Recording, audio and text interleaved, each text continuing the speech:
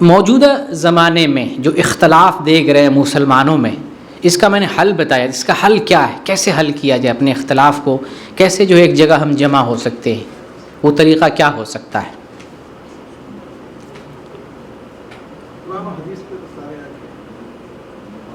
قرآن و حدیث پہ سارے آ جائیں. کچھ ایڈ کرنا چاہتے ہیں آپ لوگ؟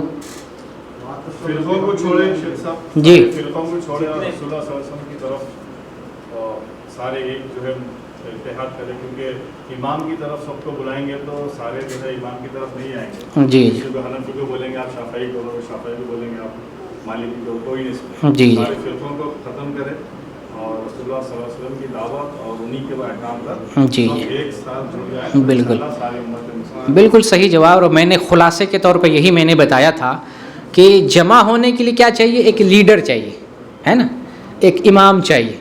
اور امام ہی کا ہمارے یہاں جھگڑا چل رہا ہے، ہمارا امام یہ، ہمارا امام وہ. تو ہم ایسا امام کیوں نہ چنیں جن پر سب اتفاق کر لیں. اور سب کس پر اتفاق کر سکتے ہیں؟ محمد صلی اللہ علیہ وسلم پر. اور یہی تو اللہ تعالیٰ نے ہمیں بتایا ہے، لقد کان لکم فی رسول اللہ اسوۃ حسنہ، بے شک تمہارے لیے محمد صلی اللہ علیہ وسلم کی زندگی میں بہترین نمونہ. اللہ نے اس کا حکم بھی دیا اور اس پر آ جائیں ہم. اور ایک لیڈر جو ہم نے چن لیا محمد صلی اللہ علیہ وسلم. اب قرآن نے علاج بھی بتایا ہے، فَإِن تَنَازَعْتُمْ فِي شَيْءٍ فَرُدُّوهُ إِلَى اللَّهِ وَالرَّسُولِ. جب تمہارے درمیان اختلاف ہو جائے تو علاج کیا ہے؟ اللہ اور اس کے رسول کی طرف اپنے اختلاف کو پلٹاؤ، علاج ہو جائے گا.